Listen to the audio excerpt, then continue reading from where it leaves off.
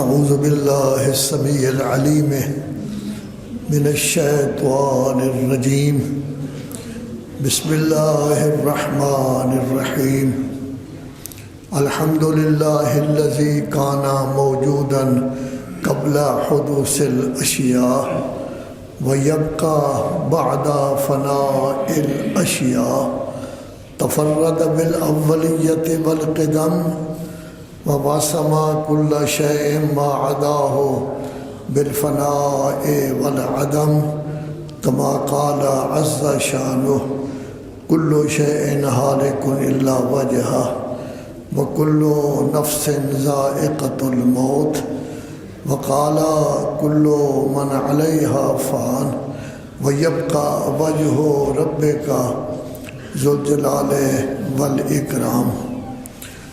اللہ تبارک و تعالیٰ کا یہ مومنین پر احسان ہے کہ 1459 سال پہلے خاتم الانبیاء حضرت محمد مصطفیٰ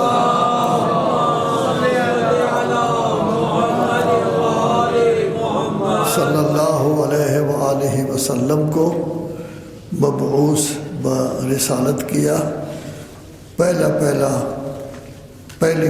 وحی جو ان پر نازل ہوئی وہ تھی اقرأ، پڑھیں، لیکن ویسے پڑھنا نہیں، بسم ربک، اپنے رب کے نام سے پڑھیں۔ سوال یہ پیدا ہوتا ہے یا اللہ تیرے نام سے ہم کیوں پڑھیں؟ الذی خلق، اسی نے آپ کو پیدا کیا۔ جب حضور مدینہ منورہ میں، مدینہ طیبہ میں تشریف لے آئے تو پہلا جمعہ انہوں نے ماہ ربیع الاول میں پڑھایا تھا، تو اس میں سورہ جمعہ کی تلاوت کی گئی، جس طرح ہر نماز جمعہ میں سورہ جمعہ کی تلاوت کی جاتی ہے۔ اس میں کہا گیا ہے یسبح للہ ما فی السماوات و ما فی الارض ملک القدوس العزیز الحکیم۔ آسمانوں اور زمین میں جس قدر مخلوق ہے وہ ساری کی ساری اللہ کی تسبیح کرتی ہے۔ اللہ کون ہے؟ الملک، بادشاہ، بادشاہوں کا بادشاہ، مالک، القدوس، مقدس، پاک و پاکیزہ، العزیز، ہر چیز پر غالب، الحکیم، حکمت و دانائی، کمال اور ہر کسی کو حکمت و دانائی دینے والا۔ تو یہاں اللہ تبارک و تعالی نے اپنا اسم گرامی، جس کو اسم جلالہ کہا جاتا ہے، اللہ، اس کا بھی ذکر کیا، اپنی بادشاہی کا بھی ذکر کیا، اپنی پاکیزگی، قداست کا بھی ذکر کیا، غالب ہونے کا ذکر کیا، اور حکیم، حکمت، اور ہر کو حکمت کے مطابق چلانے کا بھی ذکر کیا۔ تو اللہ کے علاوہ بھی 4 صفات یہاں موجود ہیں۔ یہ در حقیقت دیکھیں تو جب اللہ کی تسبیح کرتے ہیں تو کسی کے ذہن میں پیدا ہو سکتا ہے کہ آسمانوں اور زمین میں تمام مخلوق اللہ کی تسبیح کیوں کرتی ہے؟ تو اس کی دلیل آ گئی کہ بادشاہ تو وہی ہیں، تو جب باقی سب اس کے غلام ہیں، بندے ہیں، نوکر ہیں، اس کی مخلوق ہیں، تو انہوں نے ظاہر ہے کہ پھر تسبیح اسی کی کرنی چاہیے جس کے غلام ہیں۔ دوسرا القدوس، وہ ہر لحاظ سے پاک و پاکیزہ، قداست کا مالک ہے۔ پھر ہم نے زندگی یہاں بسر کرنی ہے، غلبہ تو اسی کا ہے، غالب تو وہی ہے، سب کچھ کرنے والا وہی ہے۔ اگر ہم بیمار ہو جائیں تو شفا اس نے دینی ہوتی ہے، کسی تکلیف میں مبتلا ہوں تو اس تکلیف کو دور اسی نے کرنا ہوتا ہے، صحت و سلامتی چاہتے ہیں تو صحت و سلامتی دینے والا وہی ہے، اعضاء کی سلامتی چاہتے ہیں تو اعضاء کی سلامتی دینے والا وہی ہے۔ ہمارے تمام اعضاء ٹھیک ٹھاک رہیں، یہ تبھی ہو سکتا ہے جب اللہ چاہے، مگر نہ ہو سکتا ہے آنکھ چلی جائے، ہو سکتا ہے زبان بند ہو جائے، ہو سکتا ہے کان کام نہ کرے۔ ہر چیز ہماری اسی کے ہاتھ میں ہے، ہم اس کے بندے ہیں۔ جو لفظ آپ کہہ سکتے ہیں، کبھی کبھی ہم کسی کے سامنے بھی کہہ دیتے ہیں میں آپ کا نوکر ہوں، میں آپ کا غلام ہوں، لیکن یہ تو ویسے ہی ہوتا ہے۔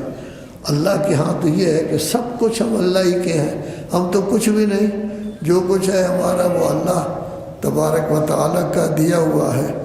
اور پھر ہم نے اگر زندگی میں رہنا ہے تو اس کے لیے غالب بھی اللہ ہے۔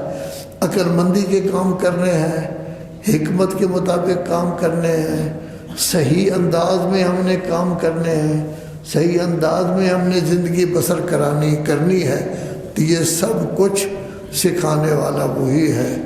تو کتنے بابرکت ہیں آپ لوگ اور امت مسلمہ کہ اللہ تبارک و تعالیٰ نے اس کے لیے وہ نبی بھیجا جو ٹاپ کا نبی، سب انبیاء کا سردار، اور جس کے بعد نبوت ہی ختم، اب اس کے بعد نبوت کا سلسلہ ہی نہیں ہے۔ تو کتنا بڑا اعزاز ہے امت مسلمہ کو کہ اس طرح کا نبی بھیجا گیا۔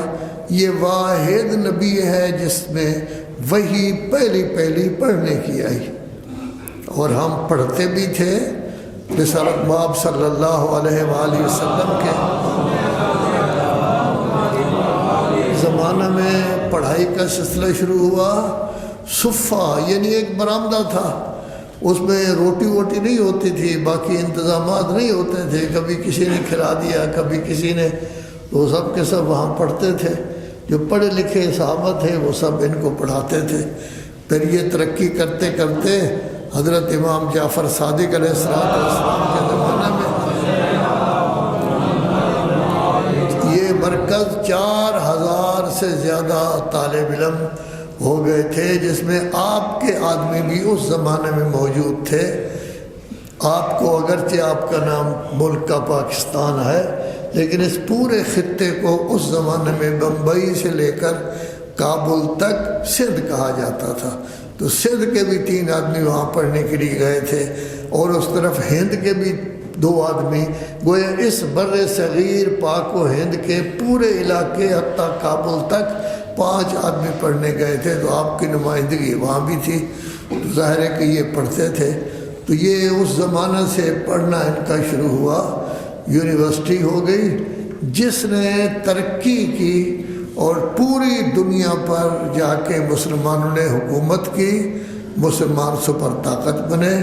لیکن 700 ہجری بعد جب انہوں نے مار کھانی شروع کی، شکست کھانی، کبھی اسپین میں، کبھی اٹلی میں، کبھی کسی جگہ، پھر غلامی میں آ گئے، سب کے سب مسلمان غلام بن گئے۔ پھر بڑی مشکل سے، ابھی 100 سال نہیں ہوا کہ غلامی سے نکلے ہیں، لیکن غلامی کے اثرات ابھی تک ہم پر موجود ہیں۔ ہم فکری، تمدنی، کلچر کے لحاظ سے انہی کے غلام ہیں۔ پہلے مسلمان پڑھایا کرتے تھے، اب غیر مسلم پڑھاتے ہیں، اور مسلمان وہاں پڑھنے کے لیے جاتے ہیں۔ تو اللہ تبارک و تعالیٰ کہتا ہے پوری دنیا میری تسبیح کرتی ہے، پوری کائنات آسمانوں اور زمین میں میری تسبیح کرتی ہے۔ کیوں؟ بادشاہ میں ہوں، غالب میں ہوں، حکمت والا میں ہوں، قداست جو ہے وہ میری ہے۔ تو ہمیں بھی حکم دیا گیا ہے کہ ہم بھی تسبیح کریں، لیکن تسبیح کرنے کے لیے ضروری ہے کہ ہم پڑھے لکھے تو ہوں، کچھ نہ کچھ علم تو ہمارے پاس ہو، ہمیں کچھ جان پہچان تو ہو، ہمیں سمجھ تو ہو کہ تسبیح ہم نے کس طرح کرنی ہے۔ دوسری آیت میں فرمایا گیا ہے هو الذی بعث فی الامیین رسولا، اللہ وہ ہے جس نے مکہ والوں میں رسول بھیجا۔ ہمارے برادران کو دیکھے نا، وہ امیین کا معنی کرتے ان پڑھ، ان پڑھوں میں رسول بھیجا۔ تو ان پڑھوں میں رسول بھیجا تو رسول بھی ان پڑھ تھا، وہ کہتے تھے رسول بھی ان پڑھ تھا، اس کو بھی کسی چیز کا پتہ نہیں تھا ہمیں۔ لیکن یہ ہے کہ اگرچہ وہ اس پر متفق ہیں، لیکن امیین کہا گیا ہے۔ جیسے آپ کو پاکستانی کہا جاتا ہے، لاہوری کہا جاتا ہے، کچھ لوگ اگر اس طرف سے آئے ہیں دہلوی کہلاتے ہیں، میرٹھی کہلاتے ہیں، لکھنوی کہلاتے ہیں، امبالوی کہلاتے ہیں، یہ نام ہے۔ تو یہ امیین یعنی مکہ والوں، تو مکہ میں بھیجا گیا تھا، اور مکہ زمین کی بنیاد ہے، جہاں سے زمین بچھائی گئی ہے پہلے وہ مکہ ہے۔ مکہ کی سرزمین بنی، پھر دائیں بائیں اس طرف جو ہے زمین بچھائی گئی۔ اس واسطے مکہ کو کہتے ام القریٰ۔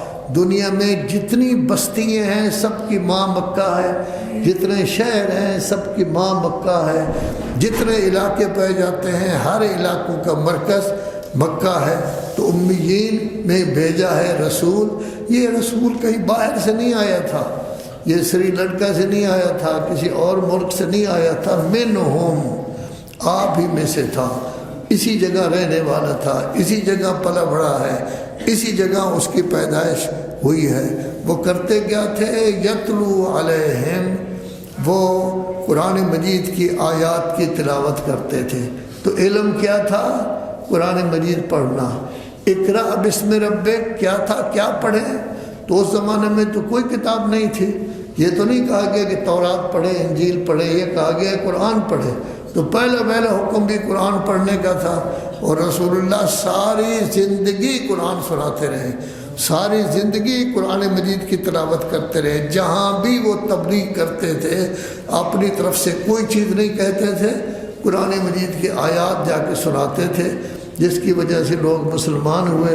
اور جب حبشہ کی طرف ہجرت ہوئی تو وہاں بھی جعفر طیار کی سرکردگی میں گئے۔ تو انہوں نے جب پوچھا بادشاہ صاحب نے کہ آپ کے رسول پر، نبی پر کیا کچھ نازل ہوا ہے، تو انہوں نے بھی بڑی سمجھداری کے انداز میں حضرت مریم، سورہ مریم کی تلاوت کی، کیونکہ وہ تو مریم کی قداست کے قائل تھے، مسیحی تھے، حضرت عیسیٰ کی قداست کے قائل تھے، وہی سورہ مریم۔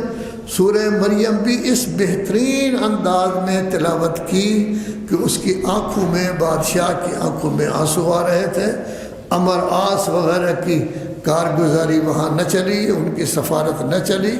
تو اس نے پہلے کہا تھا، جب انہوں نے کہا یہ ہمارے بھگوڑے ہیں آپ ہمیں واپس کر دیں، تو اس نے کہا جی یہاں تو انصاف ہوتا ہے، ہم ان سے پوچھیں گے کیا کوئی گڑبڑ کر کے آئے ہو، کسی کا بندہ مار کر آئے ہو، ڈاکہ مار کر آئے ہو، چوری کر کے آئے ہو، اس طرح کی یا کس طرح۔ جب انہوں نے کہا جی ہم تو اس لیے آئے کہ یہ ہمیں ٹھہرنے ہی نہیں دیتے تھے اور ہم پر ظلم کیا کرتے تھے، تو اس وقت اس نے ان کو پناہ دی۔ تو پہلی پناہ آپ مسلمانوں کو مسیحیوں نے دی۔ آپ سب کو گالیاں دیتے ہیں، ہر کسی کو کہتے ہیں ہم پاکیزہ ہیں۔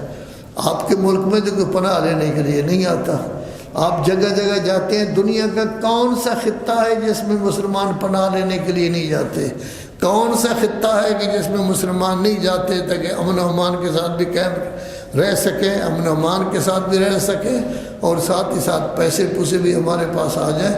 تو یہی عیسائیوں کے ممالک ہیں جن میں آپ جاتے ہیں۔ اور کبھی کبھی میں سوچتا ہوں کہ آخر روایات میں یہ کیوں ہے کہ جناب مولا کائنات امیر المومنین علی ابن ابی طالب مدینہ کے زمانہ میں وہ کیا کرتے تھے؟ یہودیوں کے ہاں مزدوری کرتے تھے۔ تو حیران ہوتا ہے آدمی کو، اور کوئی بندہ نہیں تھا جس سے مزدوری کرتے، اور بھی تو کچھ لوگ تھے کر سکتے تھے۔ تو در حقیقت ہمارے مولا ہمیں درس دے رہے ہیں، خصوصاً سادات کرام کو درس دے رہے ہیں کہ یہ مانگنا، یہ بوہر لینا، مریدوں کے پاس جانا، کوئی پرانے زمانے میں 100 روپیہ دیتے تھے، آج کل تو 100 ہوتا ہے یا پتہ نہیں اس سے زیادہ ہوتے ہیں۔ تو ان سے جا کے مانگنا، ان سے طلب کرنا، یہ آپ کا کام نہیں۔ آپ کا بابا، آپ کا جد امجد علی و فاطمہ جن کی وجہ سے آپ سید بنے ہیں، وہ یہودیوں کے ہاں بھی مزدوری کرتے تھے، کبھی کسی کے آگے ہاتھ نہیں پھیلایا، کسی عنوان سے بھی ہاتھ نہیں پھیلایا۔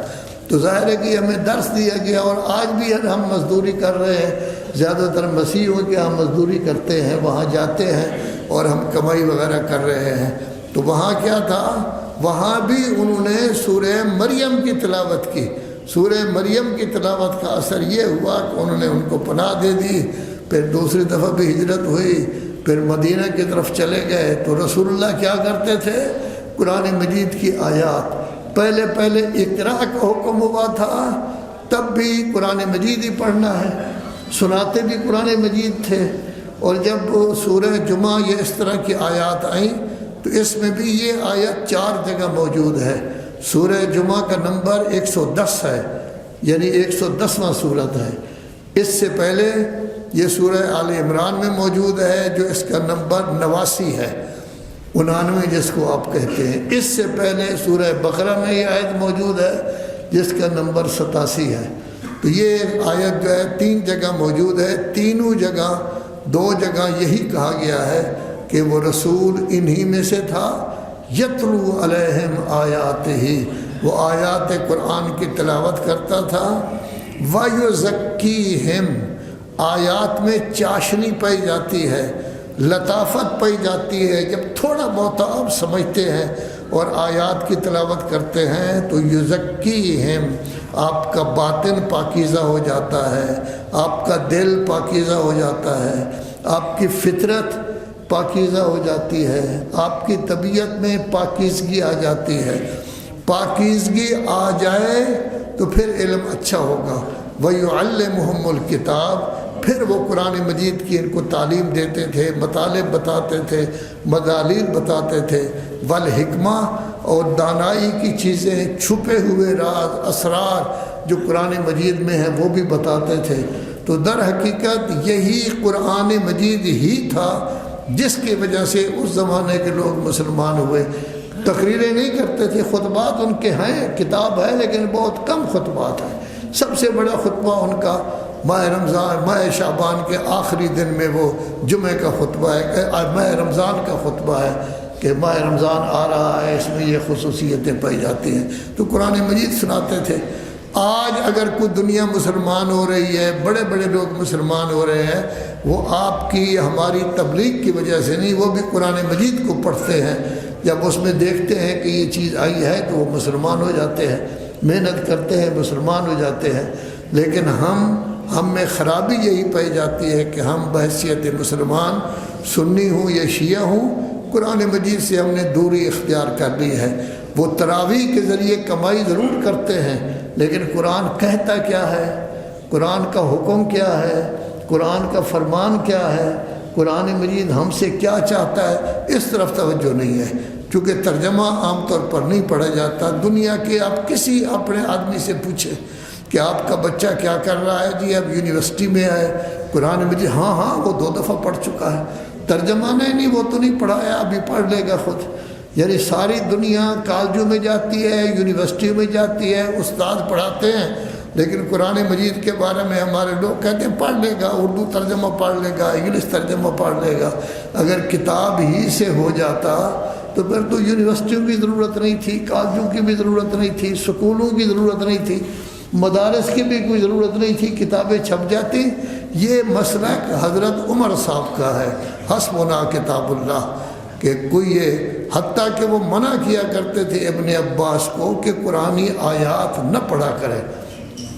وہ قرآنی آیات وہ پڑھتے تھے جو مولا کائنات اہل بیت کی فضیلت میں تھے، تو وہ منع کرتے تھے۔ یہ کہتے تھے آپ قرآن مجید سے منع کرتے ہیں؟ نہیں میں قرآن مجید سے منع نہیں کرتا، لیکن آپ جو مطلب لیتے ہیں اس سے میں منع کرتا ہوں۔ تو ہم نے یہ قرآن مجید کو چھوڑ دیا۔ ظاہر ہے کہ قرآن مجید کے چھوڑنے کا نتیجہ یہ نکلا ہے کہ ہم بالکل ڈل ہو گئے ہیں۔ کتنا ظلم ہوا ہے غزہ میں، کتنا ظلم ہوا ہے فلسطین میں، اور پورا 1.5 سال 15 مہینے 16 مہینے ظلم ہوا ہے۔ مسلمان کچھ بھی نہیں کر سکے، کچھ بھی نہیں ہو سکا مسلمانوں سے۔ کسی نے مسلمانوں کی بات ہی نہیں مانی، مسلمانوں کا تذکرہ ہی نہیں آیا۔ کسی جگہ خدا بنا کرے قطر کا وہ اکٹھا کرتا تھا، امریکہ کو بھی، اسرائیل کو بھی بات چیت کرتا تھا، مسلمان بالکل خاموش ہیں۔ مسلمانوں کی سیاست کیا ہے کہ جیسے یہ ملک ظلم کرتے ہیں، لوگوں پر تباہ و برباد کرتے ہیں، کبھی عراق پر حملہ، کبھی افغانستان پر حملہ، پھر کبھی ویتنام پر حملہ۔ جب حملہ کرنے کے بعد کہتے ہیں آپ جی آ جاؤ جی، مختلف محکمے آپ دوائیں بھیجیں، آپ ان کو راشن بھیجیں، آپ فلاں بھیجیں، اس میں لگا دیتے ہیں۔ وہ یاد ہی نہیں رہتا کہ حملہ کرنے والے یہی لوگ تھے۔ حملہ کر کے تباہ کر کے ہزاروں آدمیوں کو مار کے اب یہ راشن دے رہے ہیں۔ یہی کام مسلمان بھی کرتے ہیں، جی ہم راشن بھیج رہے ہیں، ہم فلاں بھیج رہے ہیں۔ یہ مسلمان ڈل کیوں ہو گئے؟ مسلمان کیوں بیٹھ گئے؟ مسلمان کسی کام کے کیوں نہیں رہے؟ مسلمانوں میں جرأت کا فقدان کیوں ہے؟ مسلمان آگے کیوں نہیں بڑھ سکے؟ ایٹم بم والے مسلمان ملک بھی ہیں، کچھ بھی نہیں ہو سکا۔ میزائل ان کے پاس ہیں، کچھ بھی نہیں ہو سکا۔ دوسری چیزیں ان کے پاس ہیں، تب بھی کچھ بھی نہیں ہو سکا۔ کوئی کام نہیں کر سکے، نہ کسی کو روک سکے۔ روکنے والے بیچارے وہ حزب اللہ تھے، وہ کچھ کام کرتے تھے۔ خدا بھلا کرے یمنیوں کا۔ اور میں سمجھتا ہوں یمن پر اثر ہی مولا کائنات امیر المومنین علی ابن ابی طالب کا ہے۔ کسی جگہ نہیں آیا کہ مولا کائنات کسی اور ملک میں گئے ہوں، لیکن یمن کا موجود ہے۔ یمن میں 2 دفعہ وہ گئے، وہاں سے سارے سب کچھ لے کر بھی آئے۔ حج کے موقع پر، آخری حج کے موقع پر واپس تشریف لائے۔ تو بہرحال یمنیوں پر آج بھی ان کا اثر ہے۔ وہاں بھی زیدی لوگ زیادہ موجود ہیں، حضرت زید بن علی بن حسین کو ماننے والے شیعہ حضرات بھی ہیں۔ ان کے علاوہ تو سب خاموش تھے، کچھ بھی نہیں تھا۔ کیوں؟ اس واسطے کہ ہم قرآن مجید سے دور ہیں، قرآن مجید کے ساتھ ہمارا کوئی تعلق نہیں، قرآن مجید کے ساتھ ہمارا کوئی رابطہ نہیں۔ اب سینکڑوں کی تعداد میں ہم لوگ یہاں بیٹھے ہوئے ہیں۔ اگر پتہ کیا جائے کہ ہر روز قرآن مجید کی تلاوت کرنے والے کتنے ہیں تو کم لوگ ہوں گے ہر روز، وگرنہ ٹائم ہی کوئی نہیں ہوتا ہے۔ جی صبح سیر بھی کرنی ہوتی ہے، شوگر کے مریض ہیں، پھر اس کے بعد دفتر جانا ہوتا ہے، پھر تھکے ہوئے آتے ہیں، تھوڑا سا آرام کرنا ہوتا ہے، بچے آتے ہیں ٹیوشن پڑھنے چلے جاتے ہیں، قرآن مجید کا ٹائم ہی نہیں ملتا۔ تو ظاہر ہے کہ قرآن مجید نہیں۔ پھر کتنے لوگ ہیں جو قرآن مجید کے ترجمے کو جاننے والے ہیں؟ اصل تو یہ ہے کہ ترجمہ قرآن مجید درس کیا دیتا ہے؟ بنیادی درس جو قرآن مجید دیتا ہے وہ یہی ہے کہ سب کچھ اللہ ہے، اللہ کی طرف رجوع کرو، اللہ کی طرف تمہاری باز گشت ہے، اسی کے دربار میں تم نے پہنچنا ہے۔ قبر میں آؤ گے تو اللہ کا دربار یہ چھوٹا دربار ہے، اور جس وقت قیامت کے دن ہوگا اس وقت بڑا دربار، لیکن سب کچھ اللہ ہے۔ انبیاء اللہ کی مخلوق ہیں، ائمہ اللہ کی مخلوق ہیں، رسول اللہ کی مخلوق ہیں، آدم اللہ کی مخلوق تھا، آپ بھی اللہ کی مخلوق ہیں۔ لیکن ہم جب اپنی محفل میں بیٹھتے ہیں، بات چیت کرتے ہیں، اس وقت اللہ کا نام ہی نہیں ہوتا، اللہ کی کوئی بات ہی نہیں ہوتی، قرآن مجید کی کوئی بات ہی نہیں ہوتی، صرف فضائل ہوتے ہیں مولا کائنات کے، مصائب ہوتے ہیں حضرت امام حسین علیہ السلام اور جناب فاطمہ زہرا سلام اللہ علیہ۔ یہ خلاصہ ہے، یہ خلاصہ ہے ہمارا جو کچھ ہم کرتے ہیں۔ فضائل بڑا اچھا ہے، بہت اچھی بات ہے، فضائل بیان کرتے ہیں، لیکن ان کا عمل تو دیکھیں کیا تھا، ان کا کردار کیا تھا، ان کی عظمت کیا تھی، وہ اللہ کے کس طرح بندے تھے۔ وہ کہتے تھے میں رسول اللہ کا ایک عبد ہوں، وہ کہتے تھے میں اللہ کی عبادت کروں یہ میرے لیے فخر ہے۔ تو ہم تو ہمارے لیے تو پاس ٹائم ہی نہیں ہوتا۔ اب آپ دیکھیں یہ آبادی، ماڈل ٹاؤن، گارڈن ٹاؤن، یہ کتنے ہیں، ان میں یہ جمعہ ہوتا ہے، آپ سینکڑوں کی تعداد میں ہوتے ہیں، لیکن آپ کی تعداد تو لاکھوں میں ہے، لیکن نہیں، چونکہ بہت کم لوگ آتے ہیں۔ اور آپ بھی جب آتے ہیں میں سمجھتا ہوں سب بوڑھے بھی ہیں، کوئی جوان بھی ہیں، بچے بہت کم ہیں، اس واسطے کہ بچوں کے پاس ٹائم ہی نہیں ہے کہ وہ جمعہ کے لیے آئیں۔ تو ہم قرآن مجید سے دور ہیں۔ جب قرآن مجید سے دور ہوئے تو اللہ سے دور ہو گئے۔ جب اللہ سے دور ہو گئے تو طاقت دینے والا اللہ، قوت دینے والا اللہ، ہر چیز دینے والا اللہ ہے، اس نے ہمیں اس طرح ڈل کر دیا ہے کہ ہم خاموشی سے رہ رہے ہیں، جو ظلم کرے کرتا رہے، ہم خاموش ہو کر بیٹھے رہتے ہیں۔ تو در حقیقت ضرورت ہے اللہ کی طرف رجوع کرنا، جانا بھی اللہ کی دربار میں ہے، بھیجا بھی اس نے ہمیں ہے، اسی نے پیدا کیا ہے، پھر اسی کے دربار میں جانا ہے۔ اور کس طرح بھیجا ہے؟ اتنے چھوٹے سے بچے کمزور سے ہوتے تھے، پھر بڑے ہوئے، پھر اللہ کہتا ہے اللہ نے ان کو پیدا کیا، کمزور تھے، یہ 25ویں پارے کی آیت ہے۔ پھر اللہ نے ان کو طاقت دے دی، جوانی دے دی، بھرپور جوانی، پھر اللہ تبارک و تعالیٰ کمزوری اور بڑھاپا یہ دونوں اکٹھے کر دے گا، پھر یردو الی ارذل العمر، ایسی جگہ تک پہنچ جائیں گے اٹھنا بیٹھنا بھی مشکل ہے، لوگ چمچ کے ذریعے مائع غذا دیں گے، اس طرح ان کی زندگی بسر ہوگی جیسے چھوٹے بچے تھے۔ یہ ہماری زندگی ہے ساری۔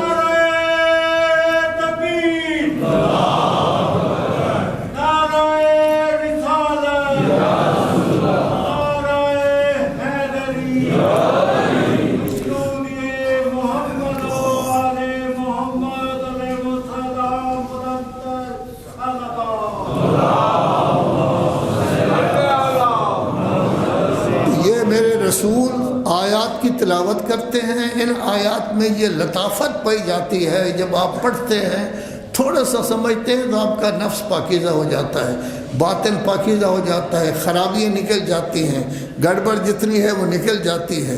پھر کتاب کی تعلیم ہے، حکمت کی تعلیم، وَإِن كَانُوا مِن قَبْلُ لَفِي ضَلَالٍ مُبِينٍ، سخت ترین گمراہی میں تھے، لیکن آیات کی تلاوت سے دل بھی پاکیزہ ہو جائے گا، قرآن مجید کی تعلیم بھی آ جائے گی، اور قرآن مجید کے اسرار و رموز بھی آپ کو مل جائیں گے۔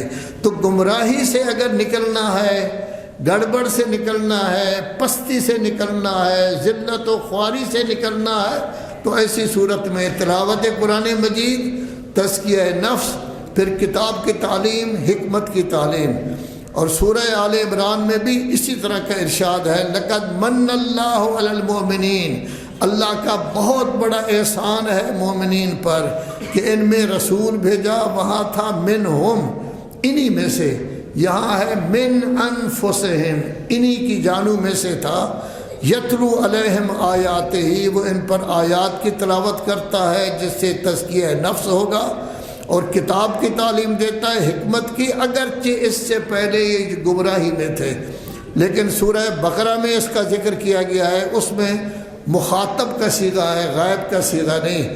ہم نے تم میں ایک رسول بھیجا، منکم، جو تم میں سے ہے، یتلو علیکم آیاتنا، وہ تم پر ہماری آیات کی تلاوت کرتا ہے، نفس کو پاکیزہ بنا دیتا ہے، کتاب کی تعلیم کر دیتا ہے، حکمت کی تعلیم، وَيُعَلِّمُكُم مَّا لَمْ تَكُونُوا تَعْلَمُونَ، وہ تمہیں وہ علم سکھاتا ہے، وہ چیزیں آپ کو بتاتا ہے جو آپ کو پہلے پتہ ہی نہیں تھا، جس کو جانتے نہیں تھے۔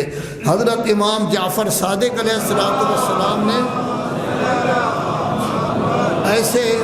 ایسے عالم تیار کیے جو بڑے زبردست مناظر تھے، جیسے حشام ابن حکم ہے، بہت بڑا مناظر تھا، عیسائیوں کے ساتھ، دوسرے لوگوں کے ساتھ مناظر۔ ایسے لوگ پیدا کیے جو توحید میں ایکسپرٹ تھے، جیسے مفضل، اس کی کتاب بھی روایات توحید میں ہے۔ ایسے لوگ پیدا کیے جو روایات معصومین کو ذکر کرتے تھے۔ آپ کے امام کا ارشاد ہے کہ اگر یہ 6 راوی نہ ہوتے تو نبوت کے نشانات مٹ جاتے، زرارہ، ابو بصیر وغیرہ۔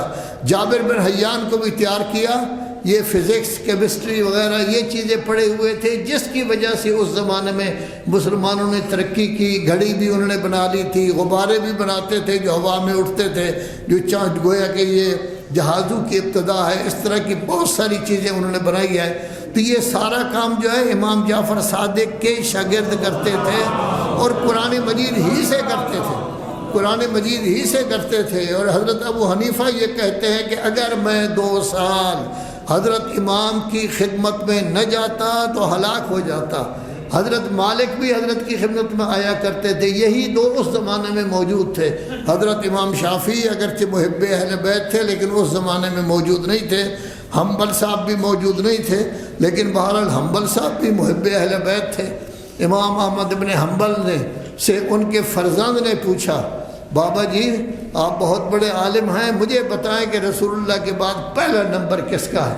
تو انہوں نے پھر پہلے کا نام بتا دیا، وہ آپ سب کو یاد ہے کہ پہلا کس کا نام مسلمان لیتے ہیں۔ پھر پوچھا دوسرے نمبر پر کون ہے؟ وہ دوسرے کا نام لے دیا۔ پھر پوچھا تیسرے نمبر پر کون ہے؟ تو تیسرے صاحب کا نام لے دیا۔ تو پھر پوچھا چوتھے نمبر پر کون ہے؟ تو عمر ابن عبدالعزیز۔ عمر ابن عبدالعزیز 100 ہجری کو ہوا ہے، تو درمیان میں سارے کا سارا سلسلہ ختم۔ تو وہ بیٹا کہنے لگا کہ بابا جان آپ تو بہت بڑے عالم ہیں، تو آپ نے تو نام لے کر سیدھے عمر ابن عبدالعزیز تک پہنچ گئے جو 100 ہجری کے بعد ہے۔ تو علی کہاں گئے؟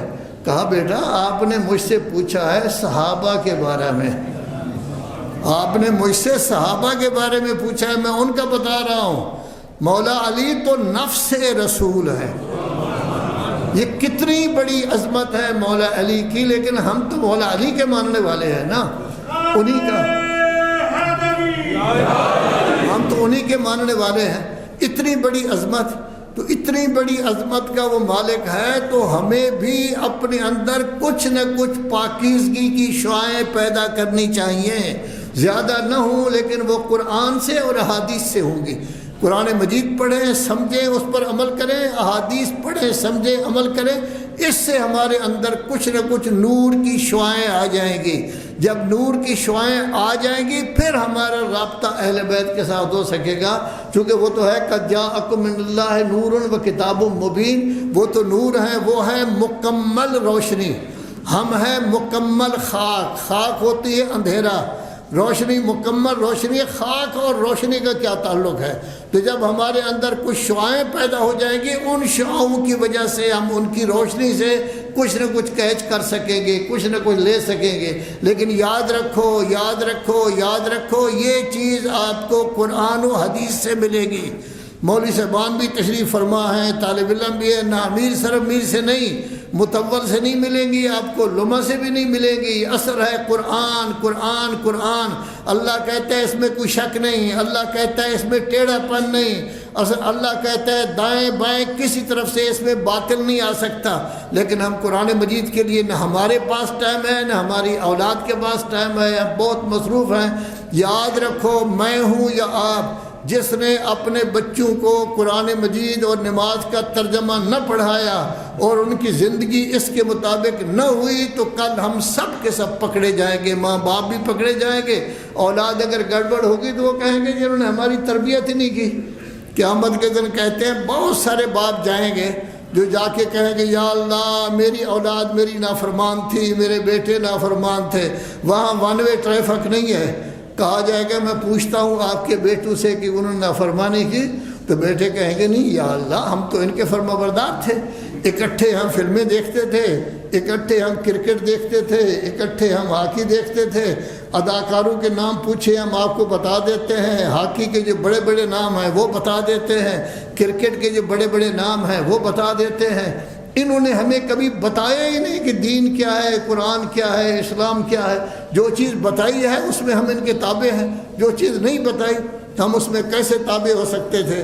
میں نے ایک دو دفعہ آپ کو پہلے بھی بتایا ہے کہ بیلجیم میں ایک سید صاحب ملے جن کا لڑکا نہ ماتم کرتا تھا، نہ مجلس میں آتا تھا، نہ کسی اور محفل میں آتا تھا۔ تو بہرحال ایک دفعہ وہ اپنے بیٹے کو اس نے بلایا، سمجھانے کی کوشش کی کہ آپ کا نانا اتنا نیک تھا، آپ کا دادا اتنا نیک تھا، تب وفاتی کی دعائیں پڑھتے تھے، قرآن مجید کی تلاوت۔ تو اس نے کہا بابا کیا آپ چاہتے ہیں میں نانے کی طرح ہو جاؤں یا دادے کی طرح ہو جاؤں؟ آپ جب آئے تھے بیلجیم میں 24 سال کے تھے، آپ نے نانا کو بھی دیکھا تھا، دادا کو بھی دیکھا تھا، میں نے تو نہیں دیکھا، میں تو 1.5 سال کا تھا، میں نے تو یہاں کے لوگوں کو دیکھا ہے۔ اگر کسی جگہ خریداری کے لیے جاتا ہوں تو یہی لوگ ہیں، اسٹیشن پر جاتا ہوں یہی لوگ ہیں، سکول میں جاتا ہوں یہی لوگ ہیں، میرا معاشرہ تو یہ ہے، میں نے تو دیکھا ہی نہیں۔ پھر اس نے ایک بڑی پتے کی بات کہی، والد صاحب سید تھے، انہوں نے خود مجھے سنایا، کہنے لگا جی میرا روم اور آپ کا روم ساتھ ساتھ ہے، کوئی فرق نہیں، کیا کبھی آپ نے اپنے روم میں مجھے بلایا ہے کہ میں وہاں دیکھوں جائے نماز بچھی ہوئی ہے، آپ نماز پڑھ رہے ہیں، قرآن مجید موجود ہے، نہج البلاغہ موجود ہے، صحیفہ کاملہ موجود ہے، آپ یہ کر رہے ہیں؟ کبھی آپ میرے روم میں آئے ہیں کہ آپ دیکھیں کہ اس میں کیا پڑھا ہے کیا نہیں؟ جب آپ نے میری تربیت ہی نہیں کی، مجھے بتایا ہی نہیں، آپ کا اور ہمارا اکٹھ شام کے کھانے میں ہوتا تھا، اس وقت بات ہوتی تھی آج بوٹیاں گلی ہے یہ نہیں گلی، شوربہ کیسا ہے فلاں، تو ظاہر ہے کہ جب مجھے بتایا ہی نہیں گیا۔ یاد رکھو، یاد رکھو، بچوں کی تربیت، بچیوں کی تربیت یہ ہماری ذمہ داری ہے۔ اگر وہ نماز نہیں پڑھیں گے، قرآن کی تلاوت نہیں کریں گے، قرآن کا ترجمہ نہیں پڑھیں گے، ہم پکڑے جائیں گے۔ اگر ہم چاہتے ہیں اپنے آپ کو محاسبہ سے بچائیں، خود بھی قرآن مجید کو رواج دیں معاشرہ میں اور بچوں کو بھی پڑھائیں۔ ان احسن الحدیث وابلغ الموعظۃ کتاب اللہ۔ اعوذ باللہ من الشیطان الرجیم، بسم اللہ الرحمن الرحیم، والعصر ان الانسان لفی خسر الا الذین آمنوا وعملوا الصالحات وتواصوا بالحق وتواصوا بالصبر۔